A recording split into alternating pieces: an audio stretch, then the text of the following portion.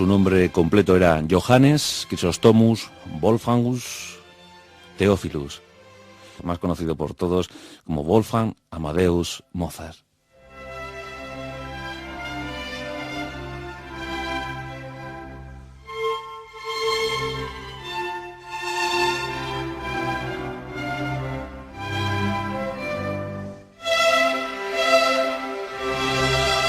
Pero empecemos por el final de esta historia.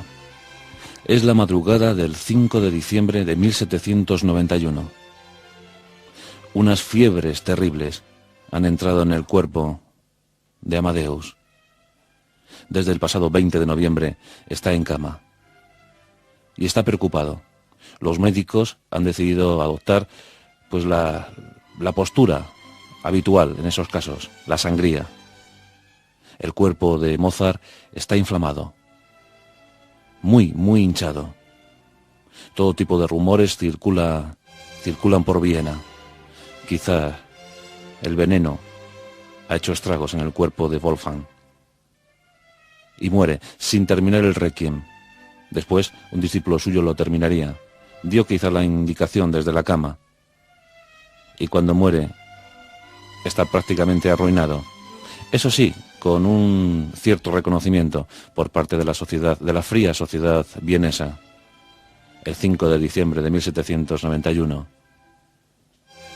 Wolfgang Amadeus Mozart, uno de los más grandes compositores que ha dado la humanidad, lanzó su última mirada al cielo.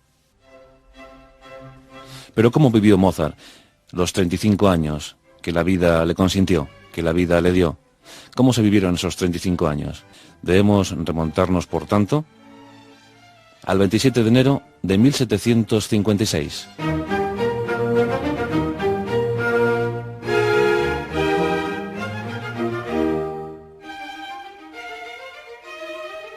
Lo cierto es que no era una familia de tradición musical, ni mucho menos. El abuelo había sido albañil, pero se había casado con la viuda de un encuadernador y aprendió el oficio. Después se casó con la hija de un artesano, del tejido. Y no le fue mal. Consiguió dar estudios a Leopold. Este estudió en los jesuitas y la formación musical fue excelente. Además de ser músico, Leopold, eso es al menos lo que creemos, también era un filósofo. Se preguntaba acerca de la vida. También se interesaba por la política. Por tanto, cuando Leopold se casase, seguro que a sus hijos les daría una formación musical excelente y les intentaría inculcar lo que él había aprendido en su amplio caminar por la vida. Y así lo hizo. Se casó con una joven preciosa llamada Ana María. Y como hemos dicho antes, tuvo siete hijos. Desgraciadamente solo pudieron quedar dos, Ana María y Wolfgang. Sepamos qué pasó con ellos.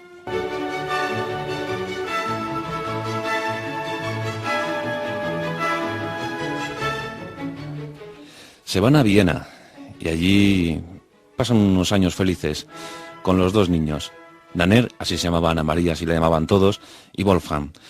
El padre Leopold empezó a dar clases de clavicordio a Nannerl.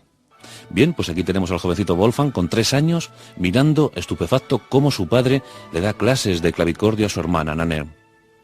Y él, quizás también buscando ese amor, se mete en las clases, empieza a escuchar. Rápidamente el padre se da cuenta que ese niño tiene algo especial. Y el padre, excelente violinista por otra parte, decide también incluirlo en sus clases familiares. El niño con 3 años empieza a destacar y con 4 incluso llega a componer. Aunque esas dos composiciones, un andante y un allegro, tienen mucho de su padre. No se puede considerar que fueran las primeras composiciones de Wolfgang Amadeus Mozart. Estamos en 1760 y los niños prodigio abundaban en aquella época. Incluso se fomentaba que apareciera el niño prodigio. El padre sabe perfectamente que allí puede tener una joya y que gracias a sus hijos él puede subir de categoría social, cosa que hasta la fecha no había conseguido. Viajan a Viena, como antes hemos dicho. Y fijaos hasta dónde llega el grado de protección que ejerció Leopold, su padre, sobre el niño, que incluso en la pensión donde habitan, los niños que estaban en esa pensión contraen una enfermedad infecciosa, una enfermedad contagiosa, por otra parte. El padre, en un acto puro de egoísmo, se muda, se traslada con el niño pequeño y deja a la madre y a Nanem en la pensión. ¿Se puede comprender esto?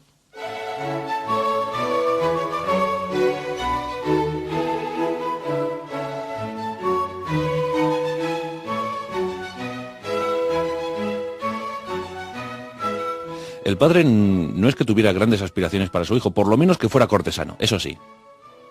Que entrara al servicio del arzobispo o al servicio de cualquier noble. Que compusiera canciones, que compusiera música para quien se lo pidiera, pero que tuviera una vida tranquila, apacible, con un sueldo digno, un sueldo fijo, por otra parte. Casi lo consigue. Pero hay que enseñar al niño. Hay que darlo a conocer a la sociedad austriaca. Y por tanto, Leopold organiza una gira. Sí, se convierte en manager de los niños.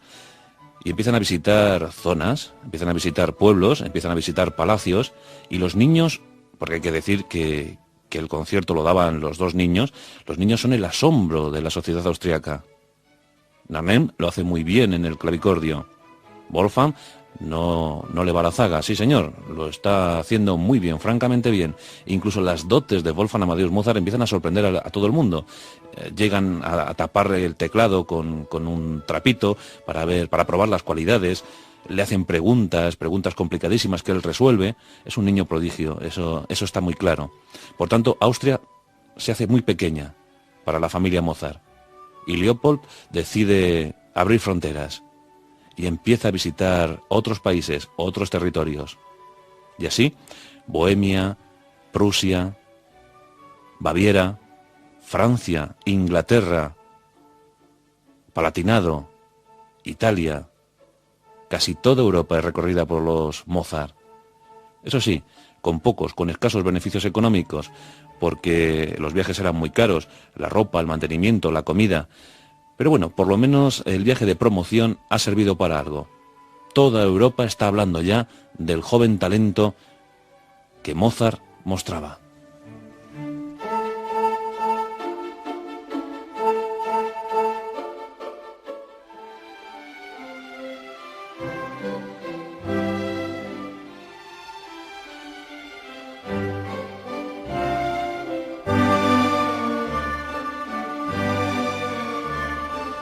Desde bien jovencito, Wolfgang Amadeus Mozart dio muestras de su estado ciertamente delicado de salud. Contrajo fiebres reumáticas, posiblemente las mismas fiebres que le produjeron la muerte 30 años más tarde. Contrajo fiebres reumáticas, tuvo muchos problemas, tuvo que estar varios meses, varias semanas en cama a lo largo de toda su vida, porque era muy precario el estado de salud. Tened en cuenta que los viajes eran constantes, no eran tan cómodos como ahora. El traslado de una ciudad a otra podía durar 2, 3, 4, una semana. Era increíble el trajín que Leopold daba a sus hijos. Y eso sí, la disciplina era férrea. Sometía al joven Wolfgang, lo sometía a una dura disciplina. Siempre tocando, siempre ensayando, siempre componiendo. Nanem quizás se libró un poquito de este asunto, pero desde luego los Mozart recorrieron casi todas las cortes europeas.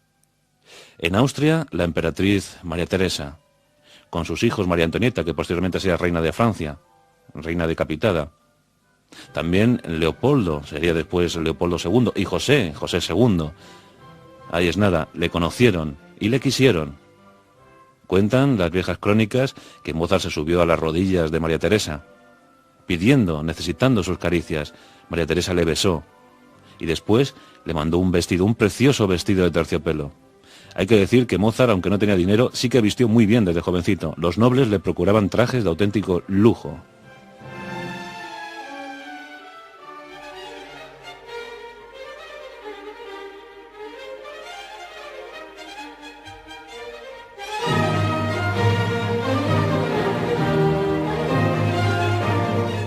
Hay que comentar que el padre sabía muy bien aprovechar la edad de sus hijos y siempre que iba a algún sitio quitaba algún añito. Si Wolfgang tenía 6, pues quizás tenía 5.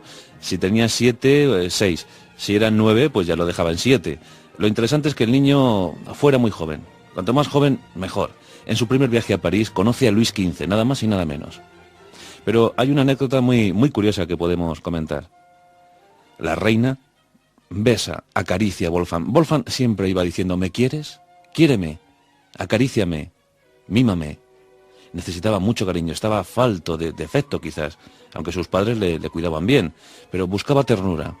Y la reina francesa se la dio, le acarició, le besó, jugueteó con él. Y llegó una señora, seguro que todos conocéis, a Madame Pompadour, ¿verdad que sí? Cortesana, dicen que amante del rey. Madame Pompadour era alta, aunque en ese momento era ya algo gruesa, sí que más o menos dejaba ver que el pasado de Madame Pompadour había sido glorioso, bastante glorioso. Madame Pompadour estaba allí y no soportaba al niño. No le gustó Mozart, no le gustó. Mozart se la quedó mirando y dijo, ¿cómo es que esta señora no me acaricia, no me mima, no me quiere? La reina sí puede hacerlo y ella no.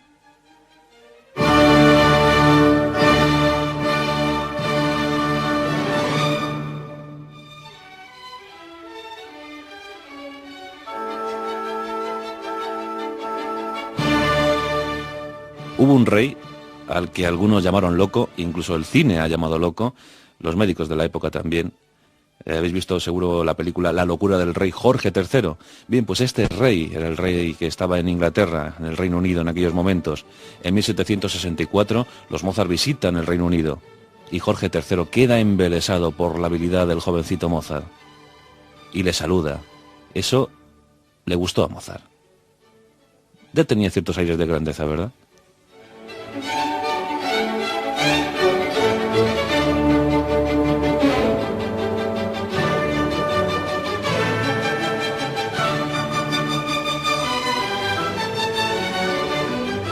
La gira por Europa se puede catalogar de triunfal. Triunfar. Por fin vuelven a su lugar de origen, a Salzburgo, porque allí nació y allí vivió muchos años Mozart. Y en Salzburgo, a los 14 años, consigue un puesto de concertino. No está nada mal, aunque no tiene sueldo, pero por lo menos puede ir aprendiendo y ya goza de la consideración del respetable. El primer sueldo oficial de Mozart llega a los 16 años de edad.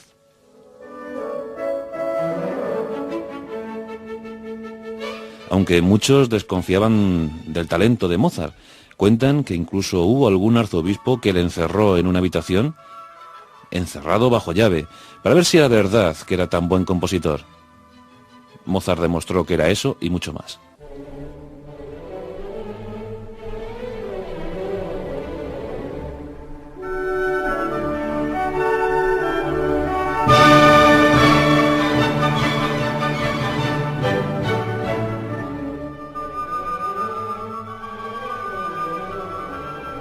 La ópera que más fama le dio, sin duda alguna, fue El rapto del Serrallo. Yo creo que sí. Fue siempre la que más gustó, la que más se representó. Y además era un contexto alemán dentro de un ambiente turco. Aquí también tenemos alguna historia española. Tenemos a Belmonte y a Pedrillo, que tienen sus aventuras en territorios turcos. El sultán cree que Belmonte es su hijo perdido, aunque luego eso no queda muy claro. Bueno, son historias fascinantes las que nos propone Wolfgang Amadeus Mozart en sus óperas. Yo siempre he disfrutado muchísimo con esas óperas. Quizás mi favorita sea Don Giovanni, o La flauta mágica, o Las bodas de Fígaro. No sé, todas están muy bien.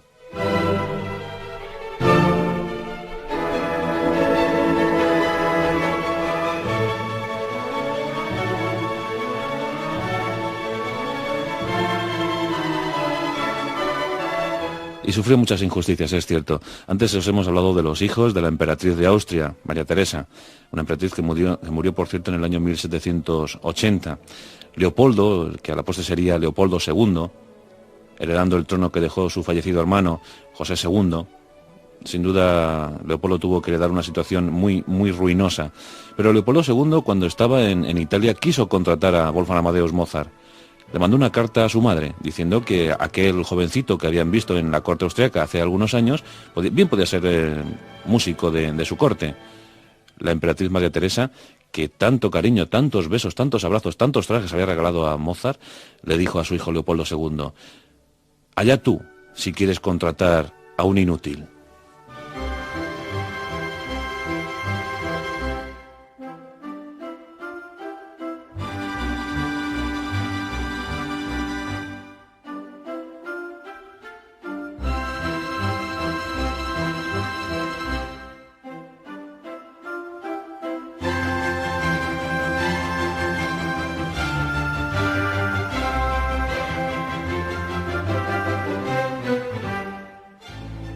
En cuanto al terreno religioso, hay que decir que Wolfgang Amadeus Mozart fue un ferviente católico, aunque en 1784, a la edad de 28 años, se afilió a la francmasonería.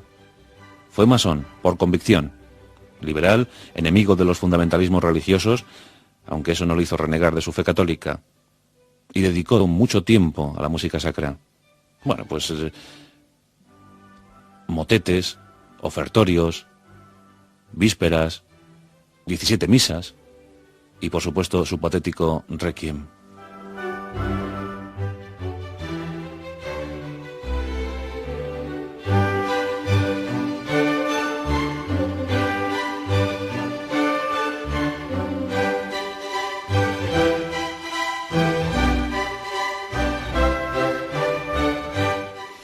En cuanto a la orquesta, 28 composiciones para piano, 49 sinfonías, estamos escuchando algunas esta noche, maravillosas, ¿verdad? 49 sinfonías, esos 28 conciertos para piano. Y también algunos divertimentos, algunas piezas realmente magistrales. Él se divertía muchísimo componiendo. En cuanto a cámara, pues aquí tenemos tríos, tenemos 24 composiciones para cuartetos, también quintetos, por supuesto música para clarinete, trompa y la flauta.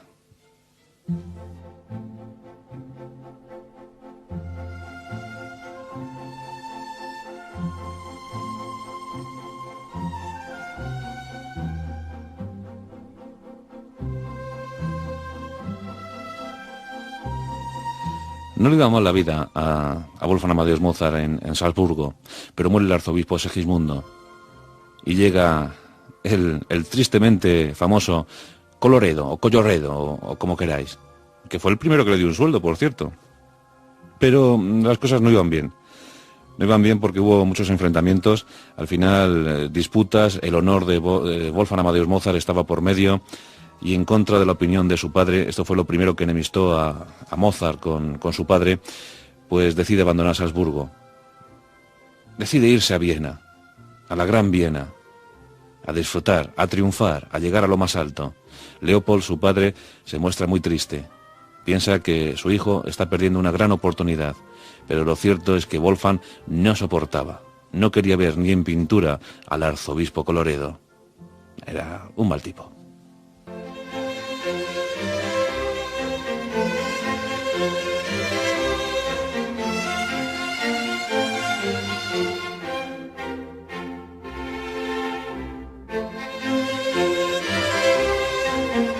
Por cierto, el padre estaba muy confiado con Colloredo, con el arzobispo Colloredo, pensando que iba a conseguir por fin su sueño ansiado, y es nada más y menos que ser maestro de capilla. Colloredo nunca le dio ese honor, y Leopold murió sin conseguir ese sueño. Wolfgang Amadeus Mozart siempre recriminó a su padre que fuera tan servil, tan pelota del poder. Por un sueldo fijo, quizá perdió lo mejor de su vida.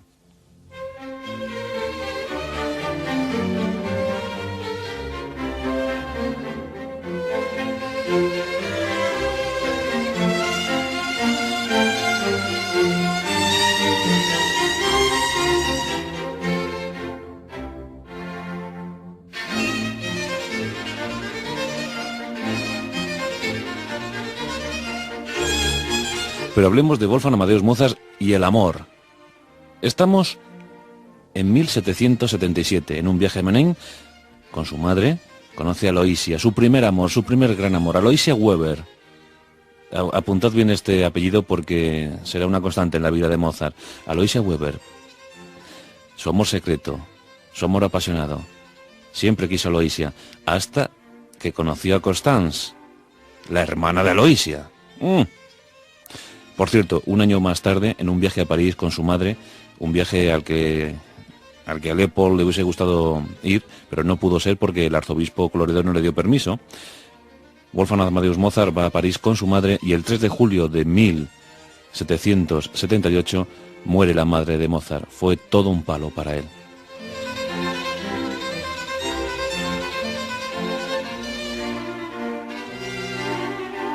Lo de Aloysia no puede ser, porque la madre de Aloysia, que había quedado viuda, necesitaba colocar bien a las niñas, y Mozart por aquel entonces no era un excelente partido. Sí, en cambio, un jovencito actor y cantante, que andaba por allí por Viena, sí que sería un buen partido para Aloysia. Por tanto, pactan y negocian el casorio, y se casan efectivamente.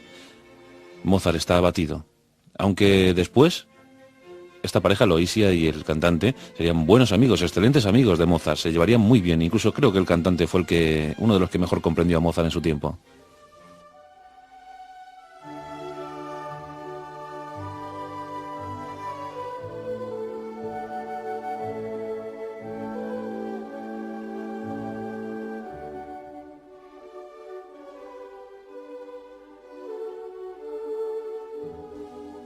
En 1781, Mozart está en Viena y vive en una casa, la casa de los Weber precisamente. Allí está mamá Weber con sus 4 hijas. Y Mozart está allí. Y los rumores por la ciudad. Y todo el mundo diciendo, ¿qué hará este Mozart allí metido con las 4 hijas? ¡Oh, pecado! Seguro que alguna perderá la honra. Mozart se había fijado en Constance. Quería a Constance. Cuando manda una carta a su padre explicándole su amor por Constance, dice, no es muy guapa, pero tampoco es fea. Austera, ahorrativa, sabe hacer todo lo que tiene que hacer una mujer. Seguro que será buena madre. La chica yo creo que le corresponde. Aunque coquetea, luego ya veremos que Constance, pues en fin, sí, quería mucho a Mozart, pero también quería a otros. Eso ya lo veremos luego en Baden, en el balneario de Baden, donde coqueteó con el que sería después su segundo marido. Qué cosas, en vida de Mozart todavía. Lo cierto es que los rumores corren. Y estas chicas estaban bajo la tutela de un señor muy importante, muy destacado en la sociedad vienesa. Se comenta que los amores de Mozart, de Wolfgang y Constance llegaron a mayores. Por tanto, le hicieron firmar un documento a Wolfgang por el que, si no se casaba con Constance en los próximos 3 años, este debería pasarle una pensión vitalicia de 300 florines. Y Wolfgang va y firma el documento. Tal era su amor por Constance. Constance, en un arrebato también de amor, rompe el documento delante de Mozart, diciendo, si no te quieres casar conmigo, no te cases. Este documento no te liga, no te obliga a estar unido a mí. La madre lloraba, no sé si por el amor o porque había roto el documento.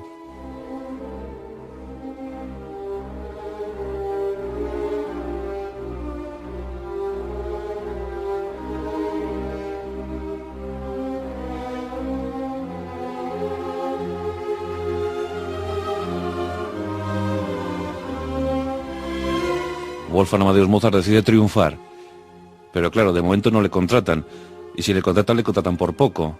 Hay que contar que mientras que estuvo Wolfgang Amadeus Mozart en Viena, se estuvo cambiando constantemente de piso. Algunas veces más lujosos, otras menos, pero estuvo constantemente cambiándose de vivienda, y constantemente acudiendo a los prestamistas porque no había manera. Los gastos eran incesantes. Hay que decir que a Amadeus Mozart le gustaba gastar, le gustaba vivir bien, vivía al día. Si cogía 300 florines que se pulía, pero rápidamente. Bueno, tampoco es que ganara mucho. Tuvo que dar clase. Eso sí, cogió alumnas de la nobleza y cobraba muy caro. Cobraba 6 ducados por una serie de 6 clases. Y eso era mucho. Debía ser uno de los profesores mejor pagados de la zona. Lo cierto es que no tenía muchos alumnos. Muchos no. Sobre todo porque en época de verano los nobles de Viena se iban a sus casas de campo. Entonces, claro, sí, podía dar clases en invierno, pero no era precisamente muy hormiguita, más bien cigarra. Eso sí, hay que destacar una alumna, Josefa. Josefa estaba enamorada, perdidamente enamorada de Wolfgang. pero este no la correspondía. Wolfgang Amadeus Mozart dijo en una carta, a su padre también precisamente, es gorda. Y cuando interpreta, sí, canta bien, pero hay que ver cómo suda, ¿eh? Cómo suda.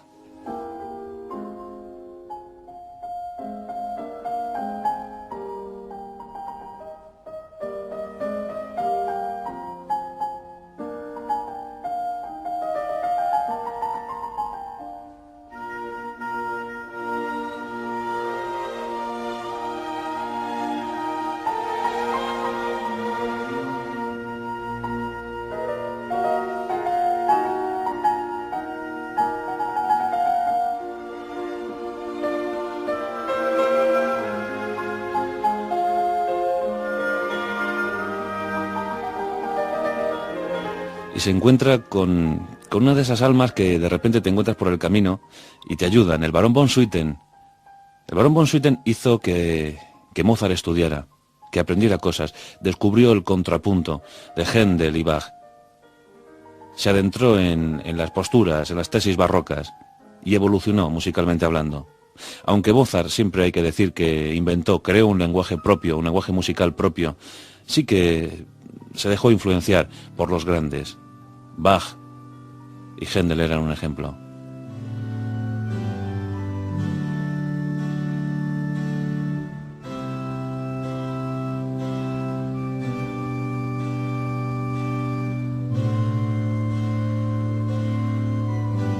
El barón von Swieten fue un francmasón destacado, partidario de la Ilustración.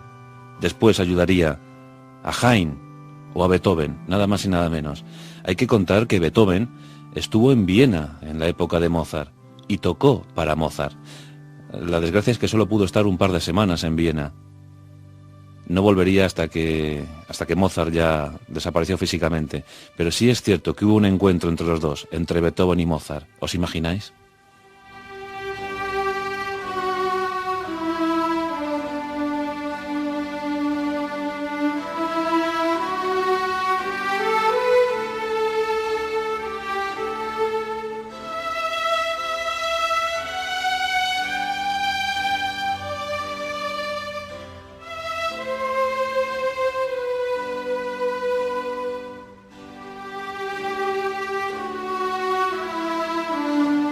El año 81 ha sido muy intenso, pero el 82 no lo va a ser menos, porque llega el Rapto del Serrallo, la gran obra, bueno, por lo menos la más conocida, la más interpretada, la que se llevó con más frecuencia a los teatros en vida de Mozart.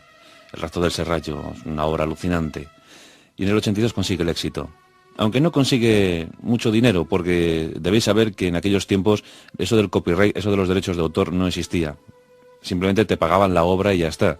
Podías cobrar 400 y pico florines, quizá más, pero no tenía luego una repercusión clara. En cambio, si te llamaban para estrenar la obra en otra ciudad, como por ejemplo era Praga, que era un hervidero cultural en aquella época, pues sí, te voy a dar 100 ducaditos o alguna cosita de estas, pero nada más. No se ganaba mucho. Los músicos debían ir a sueldo de los nobles porque si no, mal lo llevaban. El caso es que en 1782 se consigue triunfar con esa obra, El Rapto del Serrallo, una obra inmemorial. Y la madre de la Weber y la madre de Constance vuelve al ataque. Quiere obligar a Wolfgang Amadeus Mozart a casarse. Y dice, bueno, ya está bien. Wolfgang decide casarse, efectivamente. Y en agosto de ese año se casa la pareja feliz. Se van a vivir a un modesto piso, un modesto apartamento. Y allí viven al día. Ella era muy joven. Y eso del ahorro no lo habían aprendido ninguno de los dos. Por tanto, son felices. Las risas, los cuentos, dicen que a Mozart le encantaba escuchar a Constance cómo le contaba el cuento de Aladín, Aladino y la lámpara maravillosa, o Cenicienta. La forma de hablar, la forma de narrar que tenía Constance encantaba, embelesaba a Mozart. Cuando éste estaba deprimido o triste, llamaba a Constance para que le contara esos cuentos, y los dos reían, se pasaban toda la noche riendo y contando cuentos. Una pareja, se puede decir, feliz.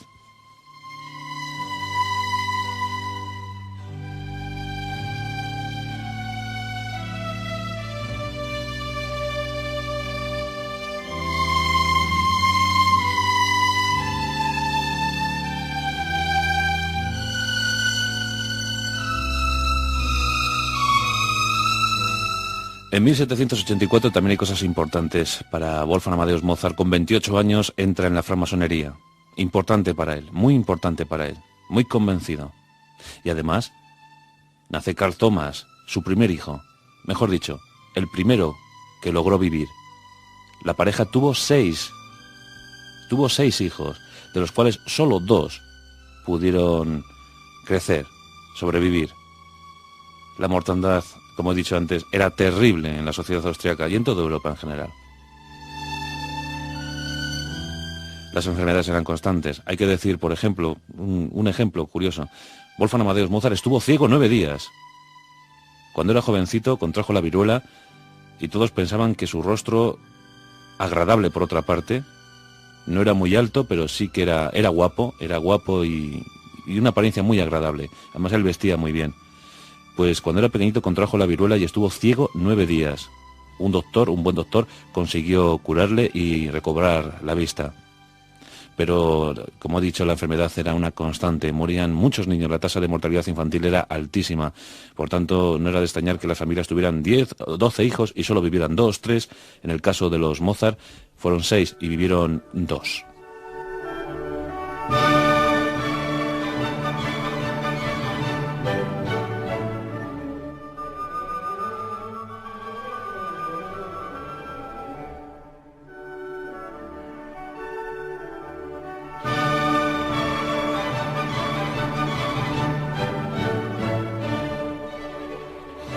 Necesitamos un profesor para la sobrina del emperador José II, para la princesa Elizabeth.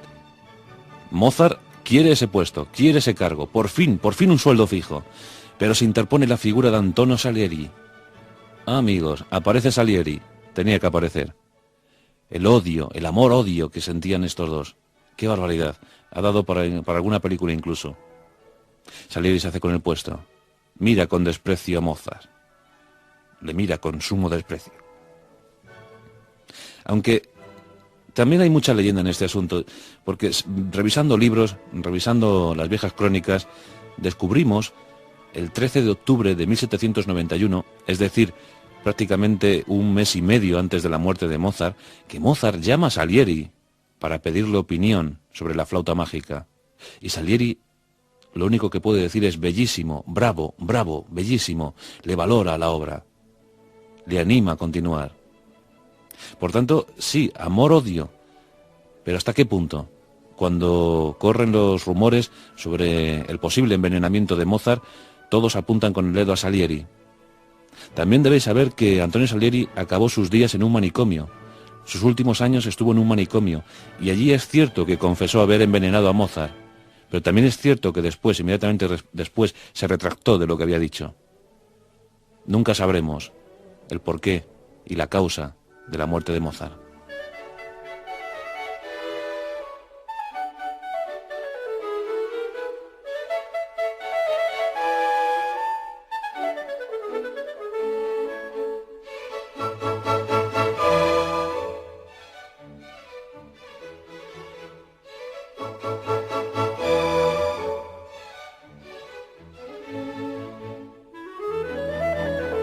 Hemos hablado antes de las influencias que estaba recibiendo Mozart, muy pocas, es cierto. Quizás su único maestro fue su padre, sin duda alguna. Leopold, su padre, fue su mentor, su maestro, su consejero. Incluso en los tiempos que se llevaban mal, Mozart seguía escribiendo a su padre pidiéndole consejo. Pero Joseph Haydn fue, sin duda alguna, uno de los grandes influenciadores de Mozart. A Mozart le impresionaba la manera de componer que tenía Joseph Haydn. Bueno, a Mozart y a todos nosotros. Disfrutaba y le dedicó una serie de cuartetos. Joseph Haydn se mostraba muy orgulloso. Hay una historia muy curiosa sobre Goethe, sobre el creador de Fausto. Y Werther, por ejemplo, joven Werther. Bien, pues Goethe llegó a decir... Goethe tenía una diferencia de edad con Mozart de 7 años. El primer encuentro entre estos dos, fijaos que Goethe y Mozart, fue cuando Mozart tenía 7 años y Goethe tenía 14. Bien, pues cuando era viejo Goethe, llegó a decir que el único capaz de poner música a su Fausto hubiese sido Mozart. Que todo lo que se pusiera después poco importaba. Pero qué lástima que Mozart no le hubiese puesto música a su Fausto. Eso lo dijo Goethe. Ahí es nada.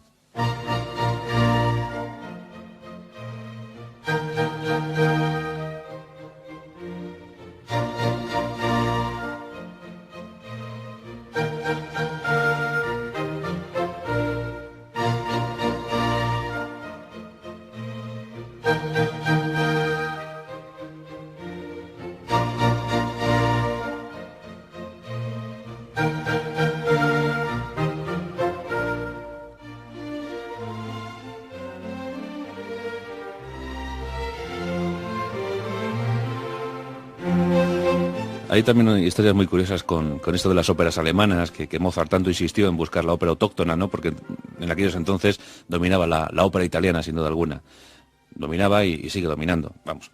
Bien, pero el asunto es que después del Rapto del Serrallo, Mozart tiene mucha dificultad para estrenar una nueva obra. ¿Por qué? Porque no se acepta la obra alemana, no se acepta la ópera alemana, o por lo menos hay muchas dificultades. Pero sí, en cambio, desde Praga recibe un encargo. Véngase usted y estrene aquí una ópera.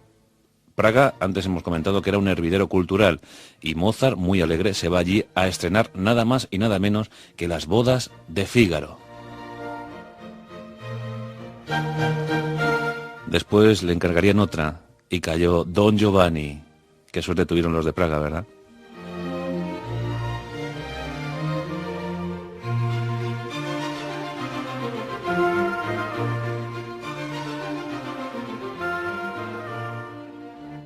El texto de Las bodas de Fígaro es de Da Ponte, nada más y nada menos. Salieri no quería que se estrenara Las bodas de Fígaro. Salieri era un poco odioso, la verdad. Rosenberg, por ejemplo, también insistió en que no se estrenaran. Como antes hemos comentado, esta ópera lo que nos plantea es que los servidores, los siervos, pueden ser más inteligentes, más lúcidos, más pícaros que sus señores, que siempre van exigiendo el derecho a pernada. Parece que no hay otra cosa. Los nobles se molestaron muchísimo con estas obras. Antes hemos hablado de Haydn. Bien, pues a Haydn le llamaron para que cogiera una de sus viejas óperas y la estrenara en Viena. Y Haydn se ofendió. Dijo, después de las óperas de Mozart, ¿me llamáis para que recupere una vieja ópera mía? Llamadme para que estrene una. Haydn siempre admiró, siempre adoró la figura de Mozart, siempre pensó que era uno de los máximos creadores que había dado la humanidad en aquellos tiempos, y Haydn ya lo pensaba, estando vivo Mozart. Fue uno de los que más reconoció la labor, el trabajo de Mozart. No quiso recuperar una de sus viejas óperas, pensaba que no estaban a la altura de las que ya estaba haciendo Mozart. Él quería estrenar, él quería componer, pero a la altura de Mozart. Un respeto tremendo el que sentía Haydn por Mozart, y al revés.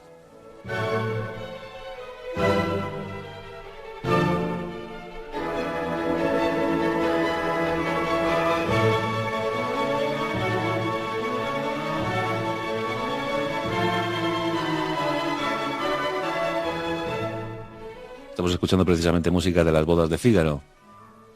Las bodas de Fígaro se estrenan cuando Mozart tiene 30 años. Con 30 añitos se estrenó esta maravilla. ¡Qué barbaridad! Bueno, la situación económica de Mozart va de mal en peor. Antes hemos dicho que se estaba cambiando de vivienda, está a punto casi de entrar en una chabolita, los préstamos le agobian y manda una carta al príncipe de Liechtenstein. Y le dice que a cambio de un sueldo fijo, él puede componerle obras maestras, en exclusiva, para él. El príncipe, bien, dice, vale, muchas gracias, pero te compro algunas, pero no te puedo contratar, no puedo darte un sueldo fijo para que me compongas una o dos obras. Debe ser que la economía europea por aquellos entonces estaba muy mal, francamente mal. Anda que como tuviéramos un Mozart hoy en día, se moría de asco, ¿eh?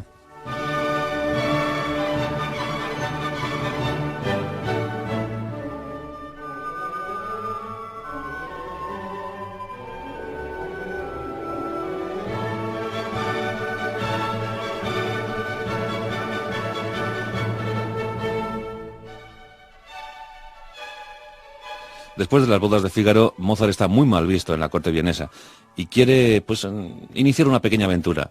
Él le dice a los suyos, a la gente que había colaborado con él en la creación de Las bodas de Fígaro, ¿os animáis? ¿Os venís conmigo por Europa de gira? Todos le dicen que sí.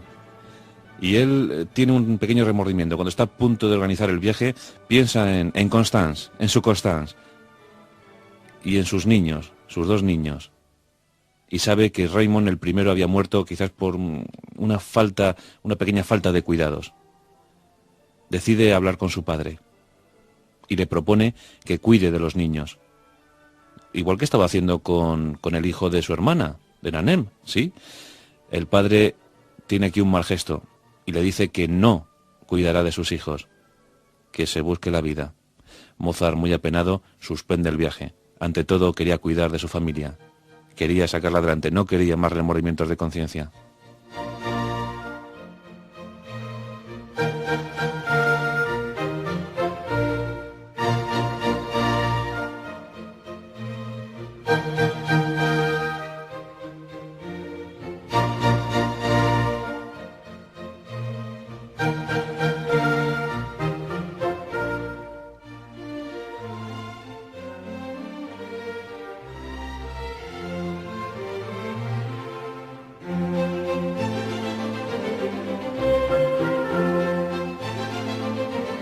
El 28 de mayo de 1787, Wolfgang Amadeus Mozart tiene 31 años cuando muere su padre Leopold. A la llegada de un viaje le comunican que su padre está gravísimamente enfermo. La muerte es impactante para Wolfgang porque a pesar de las diferencias, le quería con locura. Aunque hay aquí un gesto extraño, muy extraño. Pocos días después, pocas semanas después, Wolfgang Amadeus Mozart compone una obra tremendamente alegre y sugestiva. Es como si Wolfgang Amadeus Mozart se hubiese liberado de algo. Estaba contento. Y al estar contento, compone música alegre.